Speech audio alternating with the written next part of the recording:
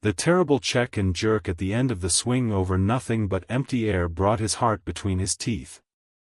His escort would rush him up a tree till he felt the thinnest topmost branches crackle and bend under them, and then with a cough and a whoop would fling themselves into the air outward and downward, and bring up, hanging by their hands or their feet to the lower limbs of the next tree.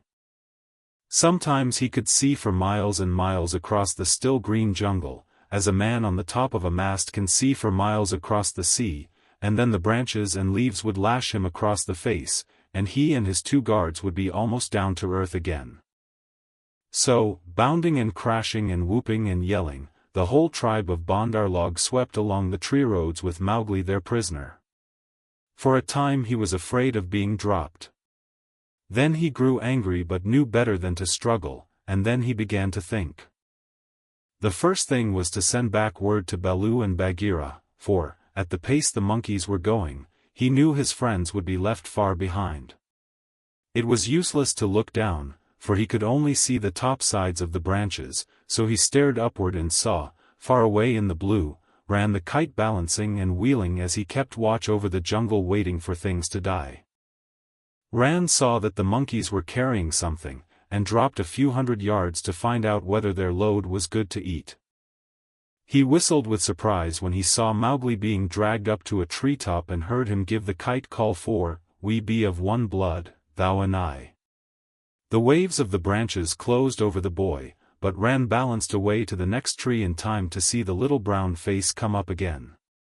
"Mark my trail," Mowgli shouted. "Tell Baloo of the Seeonee pack and Bagheera of the Council Rock." "In whose name, brother?" Ran had never seen Mowgli before, though of course he had heard of him. "Mowgli, the frog. Man-cub they call me. Mark my trail." The last words were shrieked as he was being swung through the air, but Ran nodded and rose up till he looked no bigger than a speck of dust, and there he hung, watching with his telescope eyes the swaying of the treetops as Mowgli's escort whirled along. "They never go far," he said with a chuckle. "They never do what they set out to do. Always pecking at new things are the Bandarlog. This time, if I have any eyesight, they have pecked down trouble for themselves, for Baloo is no fledgling and Bagheera can, as I know, kill more than goats." So he rocked on his wings, his feet gathered up under him, and waited. Meantime, Baloo and Bagheera were furious with rage and grief. Bagheera climbed as he had never climbed before, but the thin branches broke beneath his weight, and he slipped down, his claws full of bark. "Why didst thou not warn the man-cub?" he roared to poor Baloo, who had set off at a clumsy trot in the hope of overtaking the monkeys. "What was the use of half-slaying him with blows if thou didst not warn him? Haste! Oh haste! We may catch them yet." Baloo panted. "At that speed? It would not tire a wounded cow. Teacher of the Lawcub beater, a mile of that rolling to and fro would burst the open. Sit still and think. Make a plan. This is no time for chasing. They may drop him if we follow too close." "Arola." "Who?" "They may have dropped him already, being tired of carrying him." "Who can trust the Bandarlog? Put dead bats on my head. Give me black bones to eat. Roll me into the hives of the wild bees that I may be stung to death, and bury me with the hyena, for I am most miserable of bears. Aralala. Wahua! Oh Mowgli, Mowgli! Why did I not warn thee against the monkey folk instead of breaking thy head? Now perhaps I may have knocked the day's lesson out of his mind, and he will be alone in the jungle without the master words." Baloo clasped his paws over his ears and rolled to and fro moaning. "At least he gave me all the words correctly a little time ago," said Bagheera impatiently. "Baloo, thou hast neither memory nor respect. What would the jungle think if I, the Black Panther, curled myself up like Ikki the porcupine, and howled? What do I care what the jungle thinks? He may be dead by now. Unless and until they drop him from the branches in sport, or kill him out of idleness, I have no fear for the man-cub. He is wise and well taught, and above all he has the eyes that make the jungle people afraid. But, and it is a great evil, he is in the power of the Bandar log, and they, because they live in trees, have no fear of any of our people. Bagheera licked one forepaw thoughtfully. Fool that I am. Oh, fat, brown, root-digging fool that I am, said Baloo, uncoiling himself with a jerk. It is true what Hathi the wild elephant says, to each his own fear, and they, the Bandar log, fear Kaa the rock snake. He can climb as well as they can. He steals the young monkeys in the night. The whisper of his name makes their wicked tails cold. Let us go to Kaa. What will he do for us? He is not of our tribe, being footless and with most evil eyes, said Bagheera. He is very old and very cunning. Above all, he is always hungry, said Baloo hopefully. Promise him many goats. He sleeps for a full month after he has once eaten. He may be asleep now, and even were he awake, what if he would rather kill his own goats? Bagheera, who did not know much about Kaa, was naturally suspicious. Then in that case, thou and I together, old hunter, might make him see reason. Here Baloo rubbed his faded brown shoulder against the panther, and they went off to look for Kaa the rock python. They found him stretched out on a warm ledge in the afternoon sun, admiring his beautiful new coat, for he had been in retirement for the last 10 days changing his skin, and now he was very splendid, darting his big blunt-nosed head along the ground, and twisting the 30 feet of his body into fantastic knots and curves, and licking his lips as he thought of his dinner to come. He has not eaten, said Baloo, with a grunt of relief, as soon as he saw the beautifully modeled brown and yellow jacket. Be careful, Bagheera. He is always a little blind after he has changed his skin, and very quick to strike. Kaa was not a poison snake, in fact he rather despised the poison snakes as cowards, but his strength lay in his hug, and when he had once lapped his huge coils round anybody there was no more to be said. Good hunting, cried Baloo, sitting up on his haunches. Like all snakes of his breed, Kaa was rather deaf, and did not hear the call at first. Then he curled up ready for any accident, his head lowered. Good hunting for us all, he answered. Oh-ho, Baloo, what dost thou do here? Good hunting, Bagheera. One of us at least needs food. Is there any news of game afoot? A doe now, or even a young buck? I am as empty as a dried well. We are hunting, said Baloo carelessly. He knew that you must not hurry Kaa. He is too big. Give me permission to come with you, said Kaa. A blow more or less is nothing to thee, Bagheera or Baloo, but I have to wait and wait for days in a woodpath and climb half a night on the mere chance of a young ape. Shaw-saw. The branches are not what they were when I was young. Rotten twigs and dry boughs are they all. Maybe thy great weight has something to do with the matter, said Baloo. I am a fair length, said Kaa with a little pride. But for all that, it is the fault of this new-grown timber. I came very near to falling on my last hunt, very near indeed, and the noise of my slipping, for my tail was not tight wrapped around the tree, waked the Bandar log, and they called me most evil names.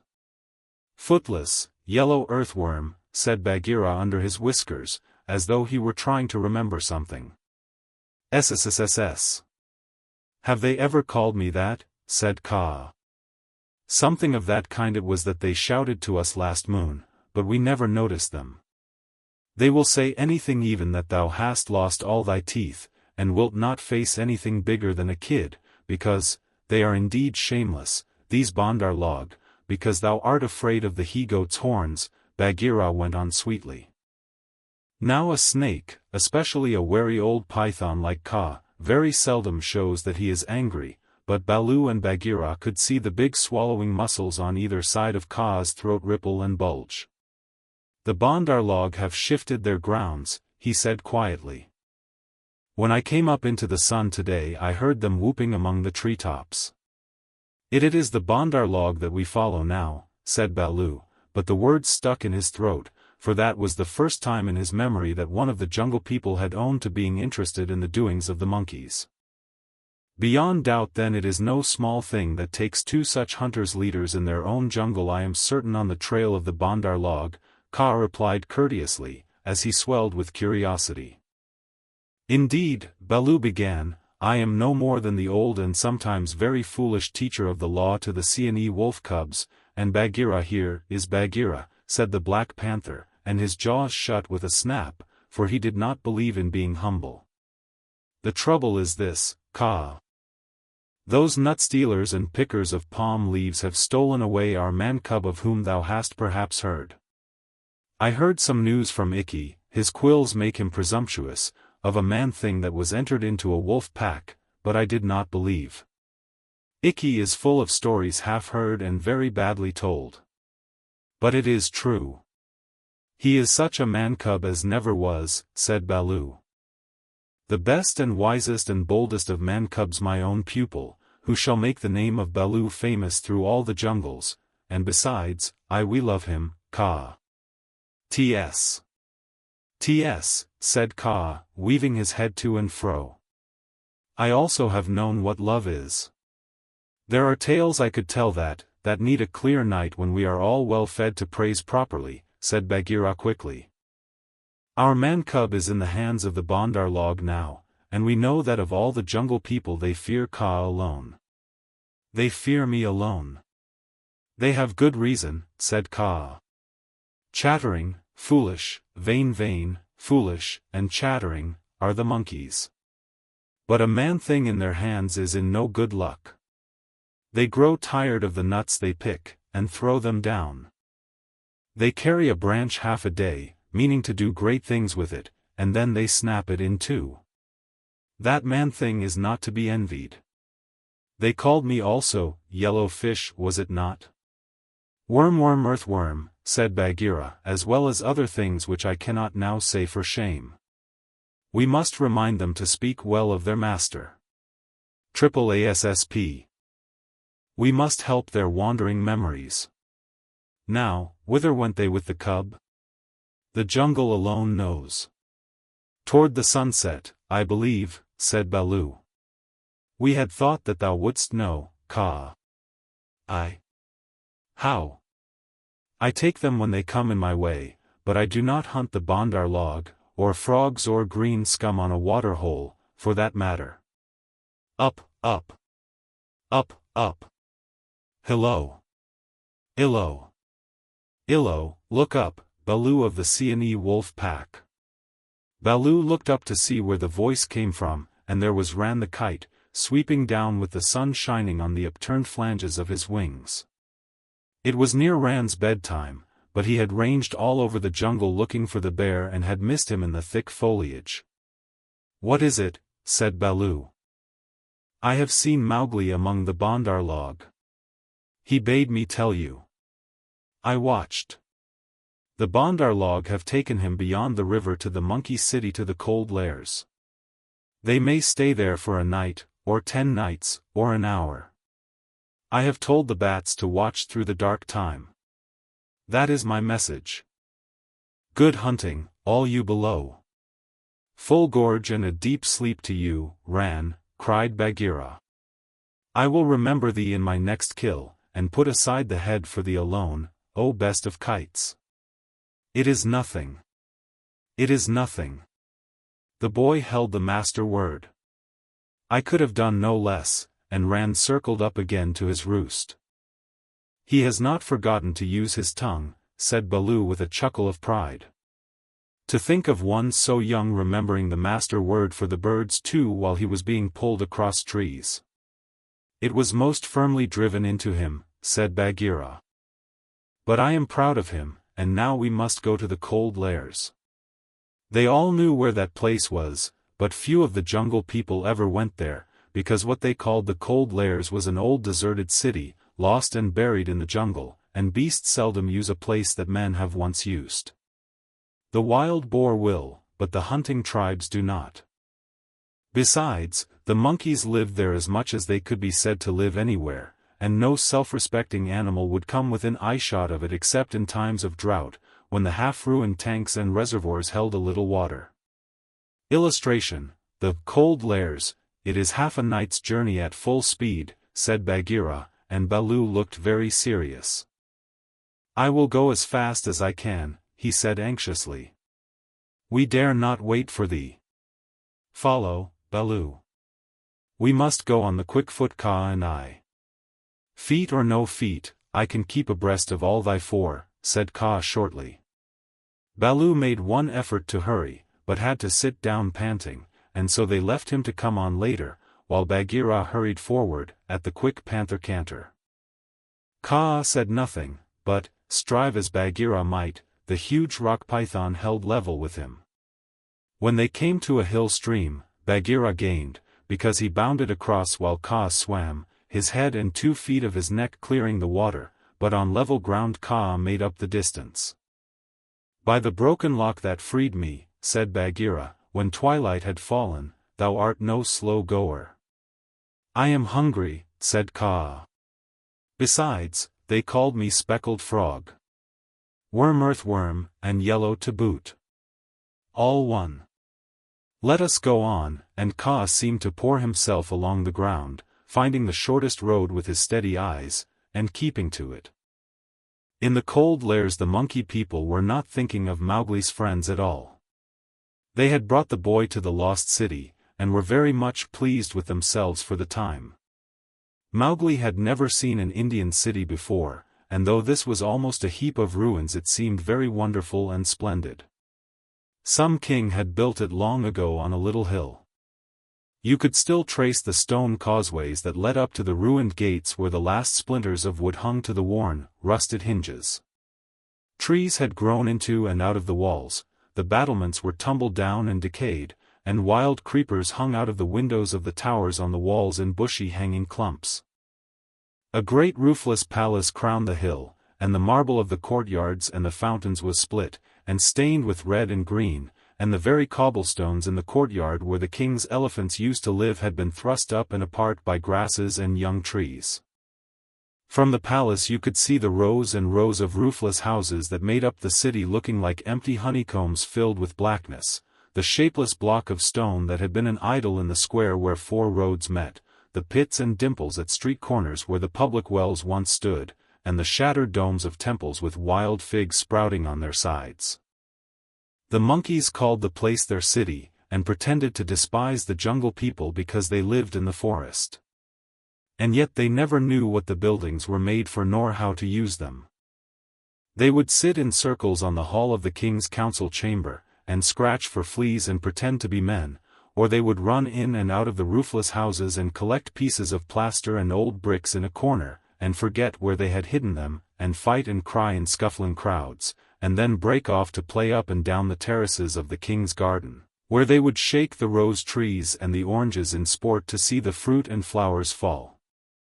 They explored all the passages and dark tunnels in the palace and the hundreds of little dark rooms, but they never remembered what they had seen and what they had not, and so drifted about in ones and twos or crowds telling each other that they were doing as men did.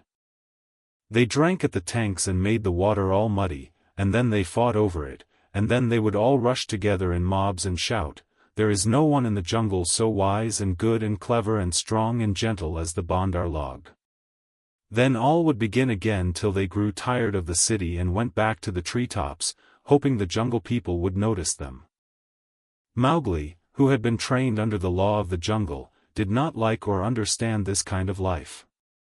The monkeys dragged him into the cold lairs late in the afternoon, and instead of going to sleep, as Mowgli would have done after a long journey, they joined hands and danced about and sang their foolish songs.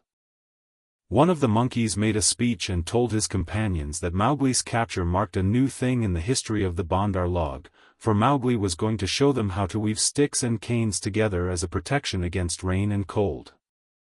Mowgli picked up some creepers and began to work them in and out, and the monkeys tried to imitate, but in a very few minutes they lost interest and began to pull their friends' tails or jump up and down on all fours, coughing. "I wish to eat," said Mowgli. "I am a stranger in this part of the jungle. Bring me food, or give me leave to hunt here." 20 or 30 monkeys bounded away to bring him nuts and wild pawpaws. But they fell to fighting on the road, and it was too much trouble to go back with what was left of the fruit. Mowgli was sore and angry as well as hungry, and he roamed through the empty city giving the strangers hunting call from time to time, but no one answered him, and Mowgli felt that he had reached a very bad place indeed. "All that Baloo has said about the Bandar log is true," he thought to himself. "They have no law, no hunting call, and no leaders, nothing but foolish words and little picking thievish hands. So if I am starved or killed here, it will be all my own fault. But I must try to return to my own jungle. Baloo will surely beat me, but that is better than chasing silly rose leaves with the Bandar log." No sooner had he walked to the city wall than the monkeys pulled him back, telling him that he did not know how happy he was, and pinching him to make him grateful. He set his teeth and said nothing, but went with the shouting monkeys to a terrace above the red sandstone reservoirs that were half full of rain water. There was a ruined summer house of white marble in the center of the terrace, built for queens dead 100 years ago. The domed roof had half fallen in and blocked up the underground passage from the palace by which the queens used to enter. But the walls were made of screens of marble tracery, beautiful milk-white fretwork, set with agates and cornelians and jasper and lapis lazuli, and as the moon came up behind the hill it shone through the open work, casting shadows on the ground like black velvet embroidery. Sore, sleepy, and hungry as he was, Mowgli could not help laughing when the Bandar log began, 20 at a time, to tell him how great and wise and strong and gentle they were, and how foolish he was to wish to leave them. "We are great. We are free. We are wonderful. We are the most wonderful people in all the jungle. We all say so, and so it must be true," they shouted. "Now as you are a new listener and can carry our words back to the jungle people so that they may notice us in future, we will tell you all about our most excellent selves."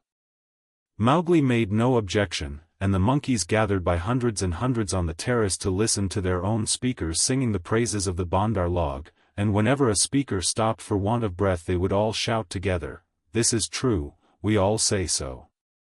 Mowgli nodded and blinked, and said, "Yes," when they asked him a question, and his head spun with the noise. "Tabaki the jackal must have bitten all these people," he said to himself, "and now they have madness. Certainly this is Dewani, the madness. Do they never go to sleep? Now there is a cloud coming to cover that moon. If it were only a big enough cloud I might try to run away in the darkness. But I am tired." That same cloud was being watched by two good friends in the ruined ditch below the city wall, for Bagheera and Kaa, knowing well how dangerous the monkey people were in large numbers, did not wish to run any risks. The monkeys never fight unless they are 100 to 1, and few in the jungle care for those odds. "I will go to the west wall," Kaa whispered, "and come down swiftly with the slope of the ground in my favor. They will not throw themselves upon my back in their hundreds, but, I know it," said Bagheera. "Would that Baloo were here, but we must do what we can. When that cloud covers the moon I shall go to the terrace. They hold some sort of council there over the boy." "Good hunting," said Kaa grimly, and glided away to the west wall. That happened to be the least ruined of any, and the big snake was delayed a while before he could find a way up the stones. The cloud hid the moon, and as Mowgli wondered what would come next he heard Bagheera's light feet on the terrace.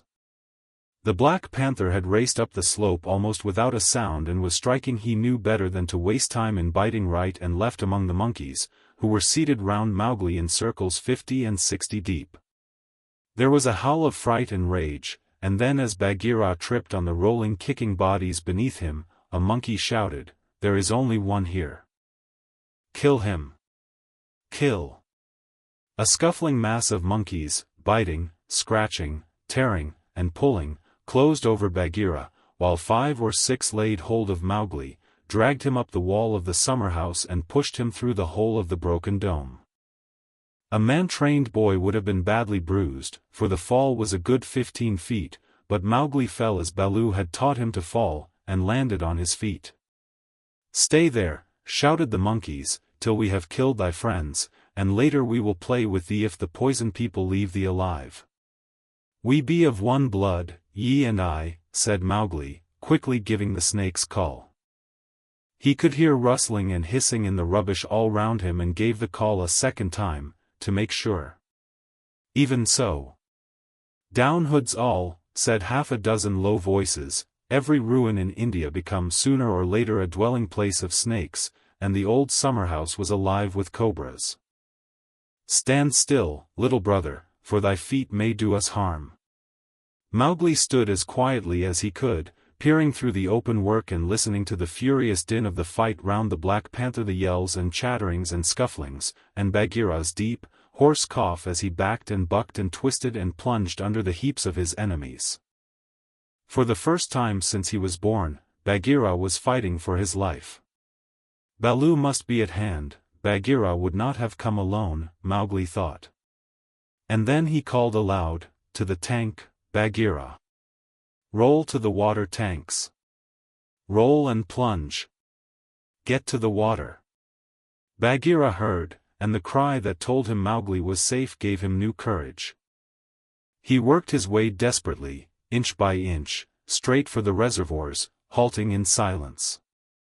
Then from the ruined wall nearest the jungle rose up the rumbling war-shout of Baloo. The old bear had done his best, but he could not come before. "Bagheera," he shouted, "I am here. I climb. I haste. Ahura. The stones slip under my feet.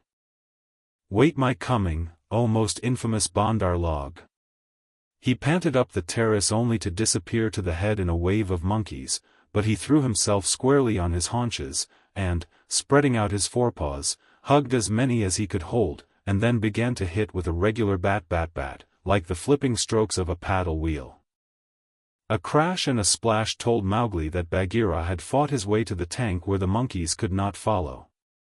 The panther lay gasping for breath, his head just out of the water, while the monkeys stood 3 deep on the red steps, dancing up and down with rage, ready to spring upon him from all sides if he came out to help Baloo.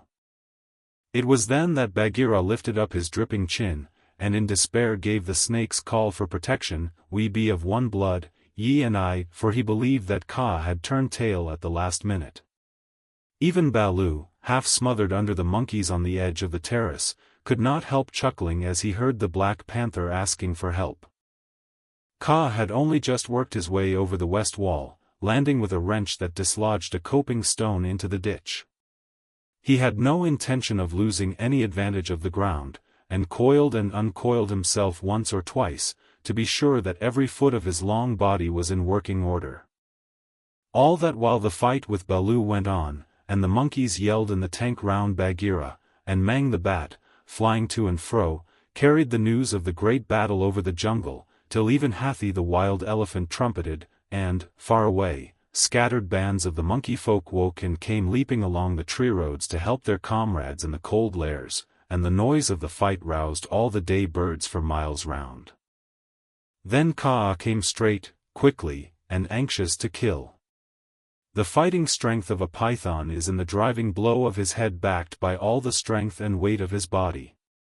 If you can imagine a lance, or a battering ram, or a hammer weighing nearly half a ton driven by a cool, quiet mind living in the handle of it, you can roughly imagine what Kaa was like when he fought. A python 4 or 5 feet long can knock a man down if he hits him fairly in the chest, and Kaa was 30 feet long, as you know. His first stroke was delivered into the heart of the crowd round Baloo. It was sent home with shut mouth and silence, and there was no need of a second. The monkeys scattered with cries of "Kaa! It is Kaa! Run! Run!" Generations of monkeys had been scared into good behavior by the stories their elders told them of Kaa, the night thief, who could slip along the branches as quietly as moss grows, and steal away the strongest monkey that ever lived, of old Kaa, who could make himself look so like a dead branch or a rotten stump that the wisest were deceived, till the branch caught them.